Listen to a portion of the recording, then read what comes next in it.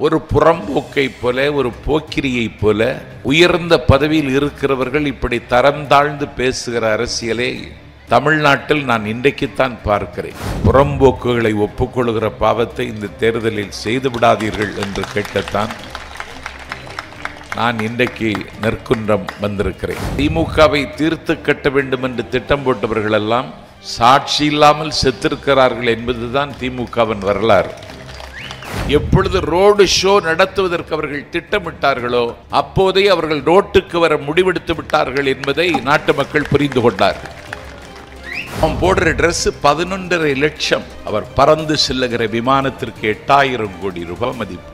நாஞ்சில் சம்பத்து கன்னியாகுமரியில் இருந்து புறப்பட்டு சென்னை வருதுக்கு முன்ன நாய் விடாத பாடு நான் பட்டுட்டேன். அவர் என்ன சாப்பிடுகிறார்னு தெரியுமா உங்களுக்கு? ஜப்பான் காளான். ஒருவேளை அவன் சாப்பிடுகிற ஜப்பான் காளானுடைய விலை 6 லட்சம் ரூபாய். அதனாலதான் 56 இன்ச் மார்பு கொஞ்சமும் குறையாம இருக்கு. ஹிண்டி ராஜபவன்ல ஒரு ஆளுநர் இருக்கிறார், RN ரவி. அகில உலக ஓட்டப்பந்தயத்தில் தங்கப்பதக்கம் வாங்கினவன். அங்க சாதனையே செய்யல அப்படின்னு எடப்பாடி பழனிசாமி ரொம்ப வேகமா பேசுறான், உணர்ச்சி வசப்பட்டு பேசுகிறார். இவனுக்கு உணர்ச்சி இருக்குங்கிறதே நான் இப்பதான் கண்டுபிடிச்சேன். பிஜேபியோடு உறவை முறிச்சிட்டோம், அப்ப சைதை சாதிக்கு இஸ்லாமியர்கள் ஓட்டு போட்டுருவான்னு அவர் நம்புறாரு. நான் கேட்கிறேன், நீ பிஜேபியோட இப்போது உனக்கு உறவு இல்லையா? நான் கேட்கிறேன், மோடியினுடைய பெயரை சொல்லி இந்த பாசிச ஆட்சியினுடைய அடக்குமுறையை சுட்டிக்காட்டி எங்கேயாவது விமர்சனம் இதுவரைக்கும் வச்சிருக்கிறியா? நீ இல்ல. யோக்கியதை இருக்கிறதா? முதுகெலும்பு இருக்கிறதா?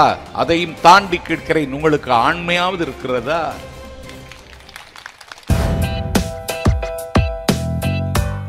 பண்டிகளின் முன்னால் முத்தை சிதறவிடாதேயுங்கள், பரிசுத்தமானதை நாய்க்கு கொடாதேயுங்கள்.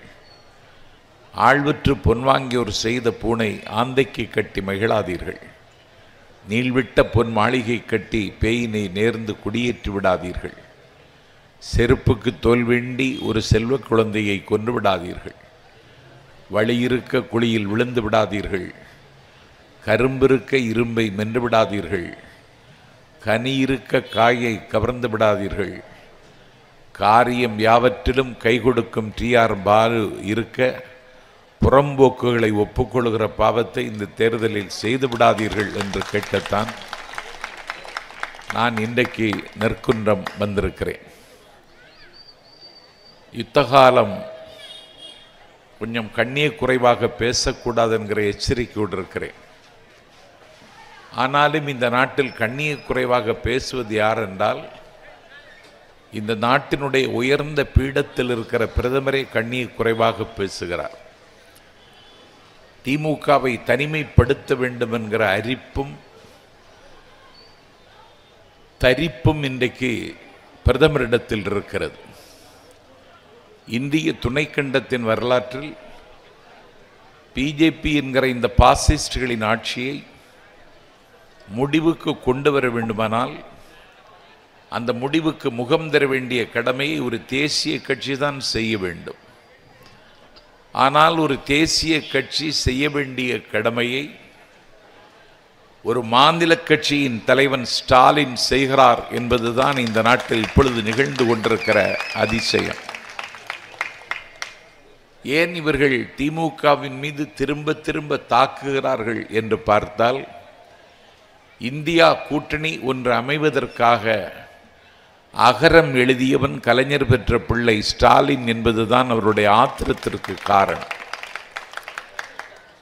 ஒரு புறம்போக்கை போல, ஒரு போக்கிரியை போல உயர்ந்த பதவியில் இருக்கிறவர்கள் இப்படி தரம் தாழ்ந்து பேசுகிற அரசியலை தமிழ்நாட்டில் நான் இன்றைக்குத்தான் பார்க்கிறேன்.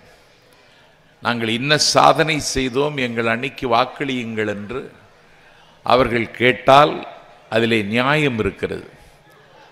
ஆனால் திமுகவை தீர்த்து கட்ட வேண்டும் என்கிற வெறியோடும் வன்மத்தோடும் தான் இன்றைக்கு அவர்கள் பேசி வருகிறார்கள். திமுகவை தீர்த்து கட்ட வேண்டும் என்று திட்டம் போட்டவர்கள் எல்லாம் சாட்சி இல்லாமல் செத்திருக்கிறார்கள் என்பதுதான் திமுகவின் வரலாறு. இன்றைக்கு ஏன் இப்படி பேசுகிறார்கள்? நாங்கள் மட்டும்தான் உண்மையை உரக்க சொல்லுகிறோம். வாக்காளர் பெருமக்களுக்கு மிகுந்த கவலையோடு ஒன்றை பதிவு செய்கிறேன். நாடாளுமன்ற தேர்தல் தேதி அறிவிக்கப்பட்டு விட்டது. தேர்தல் ஆணையம் தேர்தலை வெற்றிகரமாக நடத்துவதற்கு வீகம் வகுத்து வீதிக்கு வந்துவிட்டது. தேர்தல் நடைமுறைக்கு வந்ததற்கு பிறகு Delhi north, Delhi south, Delhi west 3 மாநகராட்சிகளை கையில் வைத்திருக்கிற ஆம் ஆத்மி கட்சி சரிந்து கொண்டிருக்கிற சாம்ராஜ்யங்களின் சாம்பல் மேடாக இருக்கிற டெல்லி பட்டணத்தில் 2வது முறையாக அதிகாரத்தில் இருக்கிற ஆம் ஆத்மி கட்சி, பஞ்சநிதிகள் பாய்கின்ற பஞ்சாபில் அதிகாரத்தில் இருக்கிற ஆம் ஆத்மி கட்சி, அந்த கட்சியினுடைய தலைவர் தேர்தல் நடைமுறைக்கு வந்ததற்கு பிறகு அவர் முதலமைச்சர் பொறுப்பில் இருக்கும் பொழுது கைது செய்யப்பட்டு திகார் சிறையில் இன்றைக்கு அடைக்கப்பட்டிருக்கிறார். தேர்தல் நடைமுறைக்கு வந்ததற்கு பிறகு ஹேமந்த் சோரன் ஜார்க்கண்ட் மாநிலத்தினுடைய முதலமைச்சர் கைது செய்யப்பட்டு இன்றைக்கு டெல்லி திகார் சிறையில் வைக்கப்பட்டிருக்கிறார். எனக்கு தெரிந்து இப்படி ஒரு அநியாயத்தை இந்தியா இன்றைக்குத்தான் பார்க்கிறது. இவர்கள் அதை எளிதாக கடந்து விடுகிறார்கள். நீ அரவிந்த் கெஜ்ரிவாலை ஏன் கைது செய்தாய் என்ற கேள்விக்கு பதில் இல்லை. நீ ஹேமந்த் சோரனை எதற்கு சிறை வைத்திருக்கிறாய் என்ற கேள்விக்கு அவரிடத்தில் பதில் இல்லை. 10 ஆண்டு காலம் ஆட்சி நடத்திவிட்டு தன்னுடைய சாதனையை சொல்ல முடியாமல் இதுவரைக்கும் 10 ஆண்டு காலத்தில் நீங்கள் பார்த்ததெல்லாம் ட்ரெய்லர் தான், காட்சியே இனிமேல் தான் வருகிறது என்று பிரதமர் இந்த நாட்டில் நீட்டி முழக்குகிறார். ரோடு ஷோ என்கிற பெயரால் இந்த நாட்டில் சட்டம் ஒழுங்கை சீர்குலைப்பதற்கு அவர்களே இன்றைக்கு ஒரு கருவியாக இருக்கிறார்கள். எப்பொழுது ரோடு ஷோ நடத்துவதற்கு அவர்கள் திட்டமிட்டார்களோ அப்போதே அவர்கள் ரோட்டுக்கு வர முடிவெடுத்து விட்டார்கள் என்பதை நாட்டு மக்கள் புரிந்து கொண்டார்கள். உனக்கு எதற்கு வாக்களிக்க வேண்டும், என்ன காரணத்தை சொல்லி நீ வாக்குகளை கேட்க போகிறாய்? திராவிட முன்னேற்ற கழகம் சொல்லுகிறது 10 ஆண்டு காலம் ஒரு பாசிசத்தின் பிடியில் இந்தியா சிக்கி இருக்கிறது. நீ இந்தியாவை வலிமைப்படுத்தினாயா? அருணாச்சல பிரதேசத்தினுடைய உச்சியில் 40 ஊர்களில் இந்தியாவின் எல்லைக்குள் 40 ஊர்களின் பெயரை இன்றைக்கு சைனா, மஞ்சள் நதி கரையில் ஆட்சி செய்து கொண்டிருக்கிற சைன மொழியில் இன்றைக்கு அந்த பெயரை சூடிவிட்டான். எதிர்வினையாற்றுவதற்கு உங்களுக்கு யோக்கியதை இருக்கிறதா, முதுகெலும்பு இருக்கிறதா? அதையும் தாண்டி கேட்கிறேன், உங்களுக்கு ஆண்மையாவது இருக்கிறதா? பக்கத்தில் இருக்கிற பாகிஸ்தான், அதன் மீது பகை பாராட்டுகிறீர்கள். என் காலடியில் கிடக்கிற இலங்கை, அந்த இலங்கையை உங்களுக்கு நட்பு நாடாக வைத்துக்கொள்ள உங்களுக்கு யோகியதை இல்லை.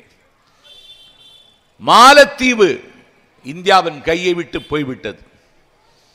எங்கெல்லாம் இந்தியா தன்னுடைய கொடியை பறக்க விட்டதோ, எங்கெல்லாம் இந்தியா தன்னுடைய சாம்ராஜ்யத்தை விரிவடைய செய்ததோ அந்த இந்தியா இன்றைக்கு இல்லை.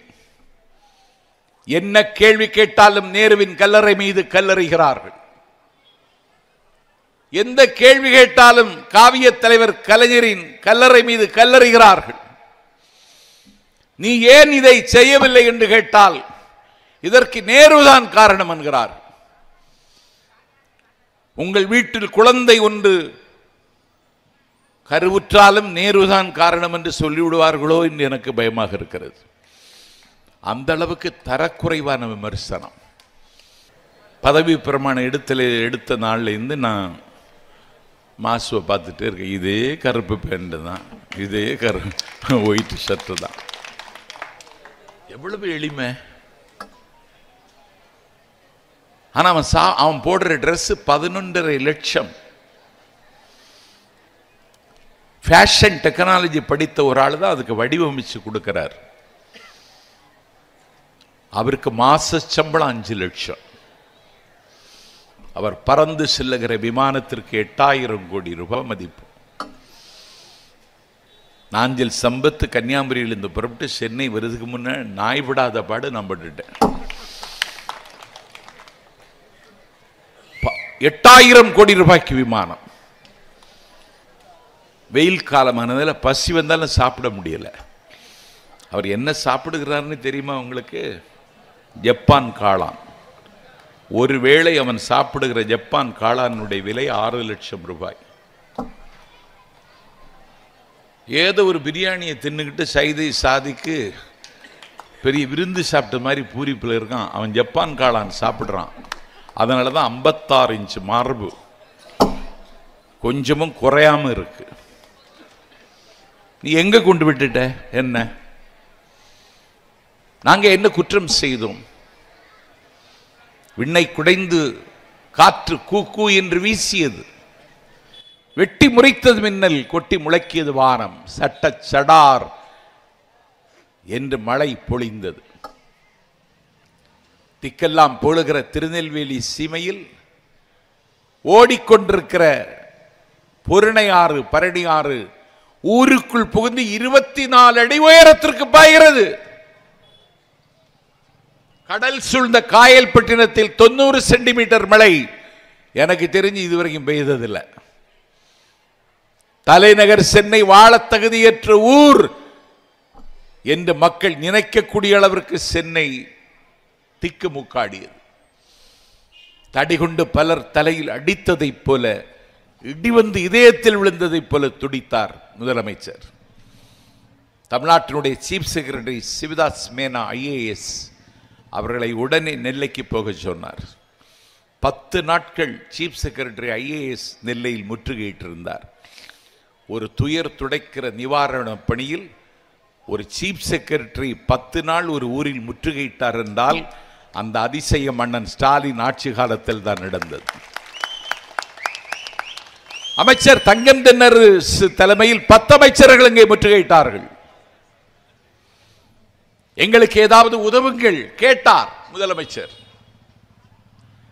வாங்குகிற இடத்தில் நாம் இருக்கிறோம், தருகிற இடத்தில் அவர்கள் இருக்கிறார்கள். பாதுகாப்புத்துறை அமைச்சர் ராஜ்நாத் சிங் பறந்து வந்தார், பறந்து போய்விட்டார். வெங்காயமும் பூண்டும் சாப்பிடாத பெருமாட்டி நிர்மலா சீதாராமன், அவர் பறந்து வந்தார், பார்வையிட்டார், போய்விட்டார். ஒன்றிய அரசிடமிருந்து குழுக்கள் வந்தன. சேதத்தை மதிப்பிட்டு விட்டு வில் சாட்டிஸ்ஃபேக்ஷன், தமிழக அரசினுடைய நிவாரணப் பணிகள் நிறைவாக இருக்கிறது என்று சான்றிதழ் தந்துவிட்டு போனார்கள். ஏன் TR பாலுவுக்கு ஓட்டு கேட்கிறேன்னு தெரியுமா? அண்ணன் TR பாலு, தமிழச்சி தங்கபாண்டியன், தயாநிதி மாறன், கனிமொழி எல்லா MPக்களையும் அண்ணன் TR பாலு அழைத்து கொண்டு இந்தியாவினுடைய உள்துறை அமைச்சர் அமித்ஷா அவருடைய வீட்டில் போய் எங்களுக்கு நிதியை விடுவித்து தாருங்கள் என்று கேட்டார். நான் இந்த மேடைக்கு வருகிற நேரம் வரையில் ஒரு காசு விடுவிக்கல. குடிகார கணவனோடு குடும்பம் நடத்துகிற ஒரு தாய் பசித்து துடிக்கிற குழந்தைக்கு பால் சோறு கொடுப்பதற்கு கழுத்தில் கிடந்த தாலியை விற்று சோறு கொடுப்பதைப் போல கருவூலத்தில் காசில்லை என்றாலும் கண்ணீரிலும் தண்ணீரிலும் மிதக்கிற மக்களை காப்பாற்ற வேண்டும் என்று 6000 ரூபாயை இந்த நாட்டில் பெருந்தன்மையோடு தந்தார் முதலமைச்சர். எங்க சாதனையில் என்ன குறை சொல்லு? நாங்க சாதனையே செய்யல அப்படின்னு எடப்பாடி பழனிசாமி ரொம்ப வேகமா பேசுறான். உணர்ச்சி வசப்பட்டு பேசுகிறார். இவனுக்கு உணர்ச்சி இருக்குங்கிறதே நான் இப்பதான் கண்டுபிடிச்சேன். பிஜேபியோடு உறவை முறிச்சிட்டோம், அப்ப சைதை சாதிக்கு இஸ்லாமியர்கள் ஓட்டு போட்டுருவான்னு அவர் நம்புறார். நான் கேட்கிறேன், நீ பிஜேபியோட இப்போது உனக்கு உறவு இல்லையா? நான் கேட்கிற, மோடியினுடைய பெயரை சொல்லி இந்த பாசிச ஆட்சியினுடைய அடக்குமுறையை சுட்டிக்காட்டி எங்கேயாவது விமர்சனம் இதுவரைக்கும் வச்சிருக்கிறியா நீ? இல்லை. கிண்டி ராஜபவனில் ஒரு ஆளுநர் இருக்கிறார், RN ரவி. அகில உலக ஓட்டப்பந்தயத்தில் தங்கப்பதக்கம் வாங்கினவன். அவன் இந்த நாட்டில் திருக்குறளை மொழிபெயர்த்த ஜி போப்பை ஒரு கிறிஸ்தவன் என்கிற சிமிழுக்குள் அடைக்கிறார்.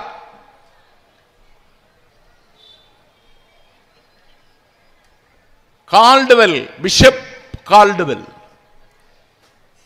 என்னுடைய தமிழுக்கு கிளாசிக்கல் லாங்குவேஜ் என்ற தகுதி இருக்கிறது என்று முதலில் உறக்க சொன்னவன் பிஷப் கால்டுவெல்.